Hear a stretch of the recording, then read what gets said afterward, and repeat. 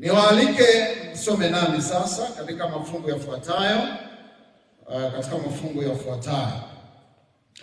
Tutasoma katika kitabu cha Methali sura ya 11. Niombe mtu mmoja atusomee kitabu cha Methali. Kama na Biblia funua tu, hatutaitumia sana Biblia kwa muda mrefu.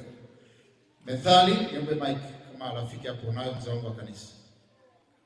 Methali sura ya 11 mstari wa 24. Methali sura ya 11 na mstari wa 24. Neno la Bwana linasema, kuna atawanyaye lakini huongezewa zaidi. Pamoja na kutawanya, lakini huongezewa zaidi. Katika Wafalme wa kwanza sura ya 17 mstari wa 10, msomaji. Wafalme wa kwanza sura ya 17 na mstari wa 10. Neno la Bwana linasema, basi akaondoka akaenda Sarepta, hata alipofika langoni pa mji.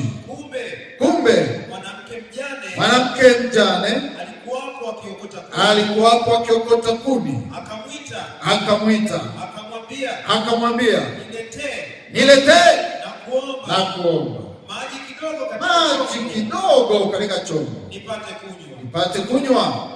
Asante. Katika kitabu cha Marko sura ya 12 mstari wa 42. Marko sura ya 12 mstari wa 42. Msomaji.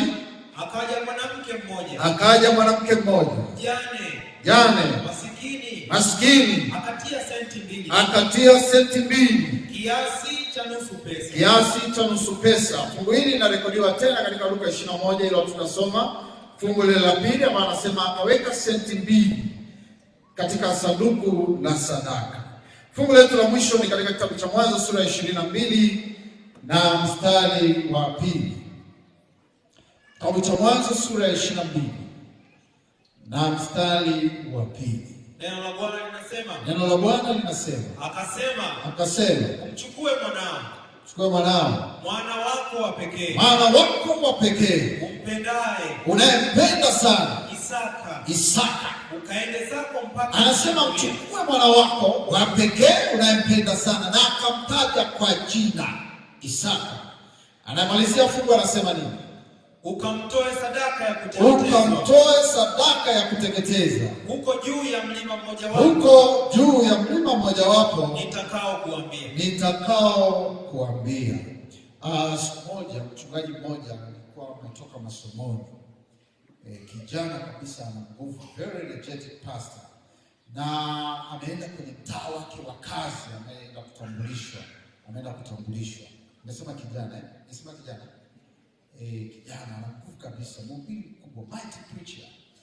Amemaliza masomo yake ya uchungaji kule chuoni, kwa hiyo ameenda kwenye mtaa kusanyika mkubwa. Sasa akatambulishwa, akapata nafasi ya kusimama na kuanza kuhutubu.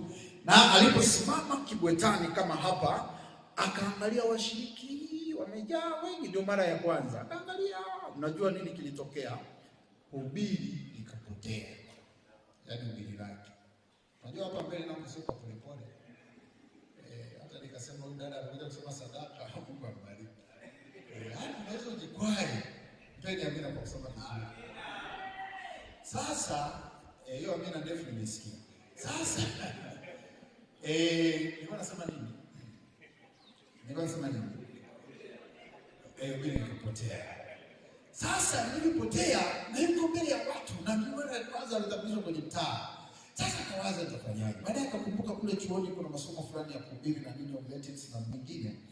Aliambiwa kwamba unapoandaa hubiri script, mwishoni sentensi ya mwisho iwe na nguvu sana, maana ndio utaifanyia wito. Kwa hiyo iwe na nguvu sana.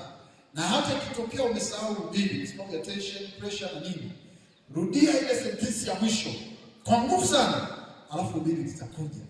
Sasa akaanza kusema okay, sentensi ya mwisho naikumbuka, na ilikuwa na maneno matatu tu. Tazama naja upesi. Hebu sema tazama naja upesi. Kwa hiyo akaikumbuka, na mwalimu alimwambia iseme kwa nguvu. Kwa hiyo kijana Kumbuka amekaa kimya kama dakika moja, watu wote wanamwangalia na yeye anawaangalia. Yuko kwenye pambano, anajitahidi kukumbuka ubidi aliji. Baadaye akakumbuka yale maneno ya tazama na upesi. Kwa hiyo akajipanga akasema, tazama naja upesi. Halafu hubiri halikuja. Au niongeze nguvu sio kifanya. Unajua anapambana peke yake hapa mbele. Watu wengine wanaona tu ni ukimya. Na tazama naja upesi.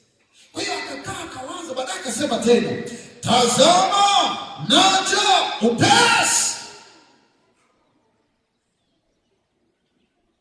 Hubiri halikuja. Akasema sijapanga sawa sawa, ngoja nipange bara ya mwisho. Akajipanga vizuri hapa. Kwa hiyo akasema, tazama naja upesi.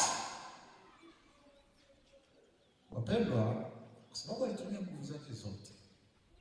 Na pulpit yao hii podium, ilikuwa kama ya kweli. Kuna podium nzuri sana, Mungu awabariki sana. Nilikuwa kaangalia kalivyokaa stage ya pekee sana. Jamani, Mungu awabariki. Sasa kwa sababu alisema kwa haraka na kwa nguvu nyingi, bahati mbaya zile nguvu na kwa sababu alisema kwa nguvu. Kwa hiyo podium pamoja na yeye, bahati mbaya wakaanguka. Na walipoanguka hapa chini, huwa kuna wanakwaya wanakuwa na kimbelembele, wanapendaga kukaa hapo pembeni. Kuna makanisa waongeleni je mtakaa kule. Si kanisa likiisha mtakaa wapi.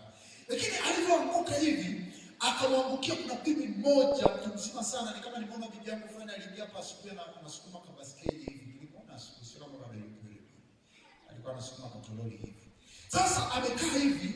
Kwa hiyo yule kijana pastor alipodondoka, akamdondokea huyu bibi mtu mzima sana, na akawa amemwangukia miguuni na pastor akaanguka chini. Na unajua pastor akaingia hofu, akamwambia mama, tafadhali nisamehe. Bahati mbaya, naomba tafadhali niko chini ya miguu yako. Bibi, naomba unisamehe. Yule bibi anamwambia pastor, usiwe na hofu. Nyanyuka pastor wetu. Mungu akubariki.